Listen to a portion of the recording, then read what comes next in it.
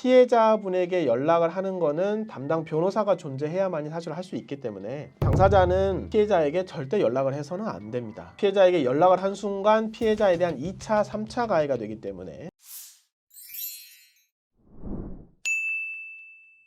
안녕하십니까. 검사 출신 임성열 변호사입니다. 오늘은 광안리를 방문하셨던 의뢰인이 순간적으로 잘못된 충동에 이끌려 불법한 카메라 촬영을 했던 사건이 발생을 했습니다. 그래서 해당 사건에 대해서 저희가 첨부가 된 링크 성공사의 홈페이지를 보시면 제가 자세하게 말씀을 드려놨는데, 당사자가 불법 카메라 촬영을 하였고 현장에서 직접 신고자의 112 신고를 통해 출동한 경찰관의 현행범 체포가 됐고, 거기에서 바로 휴대전화를 압수당한 사건이었습니다. 당사자는 본인이 잘못한 내용에 대해서 충분히 소명을 하고 결국에는 디지털 포렌식 절차 등을 통해서 사건에 대해서 정확한 증거 범위를 특정할 수 있는 절차가 잘 성공적으로 되었고, 저희가 사건 초기부터 피해자분들과 대응을 하여서 최종적으로 당사자분께는 교육조건부 기소유예, 즉 불기소 처분이 되었던 사건에 해당합니다. 이와 같은 성공 사례를 말씀을 드리면서 다시 한번 강조드리는 것은, 성범죄 사건에 있어서 만약 본인이 성범죄 범죄 전력이 발생한다라고 했을 때 수많은 사실 법적인 불이익이 존재하죠. 형사 전과가 발생을 하고 성범죄자 등록이 되게 되고, 이사를 가든지 주거지를 옮기든지 했을 때 보호 관찰을 하면서 해당 경찰서에 신고를 해야 되죠. 여러 가지 교육도 받아야 되고 공무원에 대해 임용이 될 수가 없죠. 이미 벌금 100만 원만 넘어도. 다른 사건에 있어서는 사실 징역형이 존재해야 해당 관련된 업무를 수행할 수 없는 경우가 많은데, 성범죄의 경우에는 더욱 엄격합니다. 벌금 100만 원 이상만 존재한다고 할지라도 동사무소 구급 공무원도 못 되고 소방서 직원도 못 되고 경찰도 못 되고, 또는 공무원에 준하는 교육행정 공무원, 또 준공공기관이 있죠. 뭐 LH를 비롯해서 산업은행을 비롯해서 일반적으로 공무원에 준하는 신분을 갖고 있는 곳들이 있는데 절대 근무할 수 없는 자격에 있어서 상실이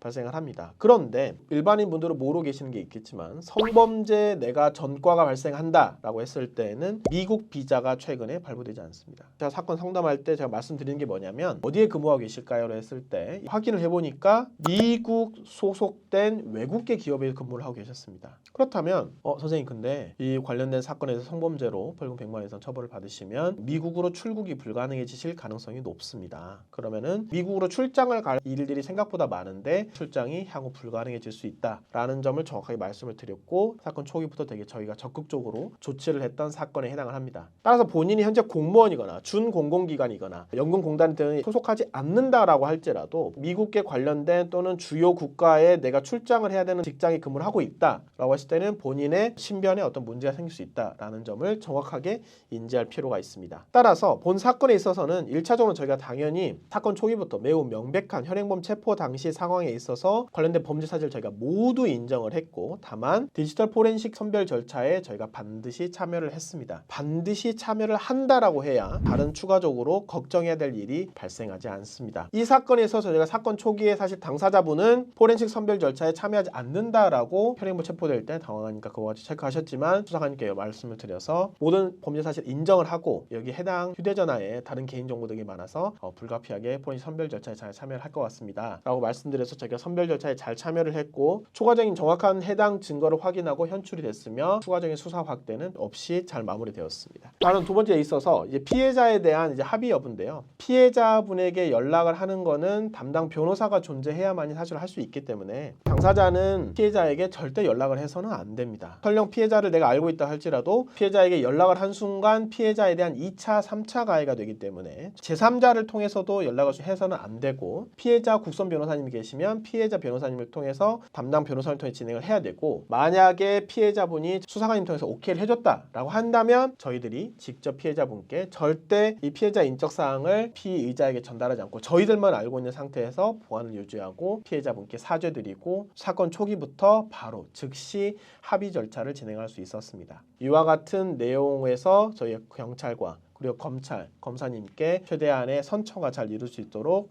모두 조치가 완료되어 최종적으로 불기소 처분, 어떠한 성범죄 전과가 발생하지 않도록 교육조건부 기소유예로 종결될 수 있었던 성공 사례에 해당하였습니다. 피해자분들과 어떤 적절하지 못한 관계가 형성돼서 오시는 분들도 있는데 성범죄 사건에 있어서는 피해자분들과 합의를 진행하기가 사실 매우 어렵습니다. 특히 성범죄 사건에 있어서는 피해자분들은 1차적으로 내 피해 사진이 인터넷에 반포되거나 유출되지 않았는지, 추가적인 2차, 3차 피해가 존재하지 않는지 등에 대해서 매우 민감하고 중요한 사건이기 때문에 거기에 대해서 철저하게 검증이 이루어져야 됩니다.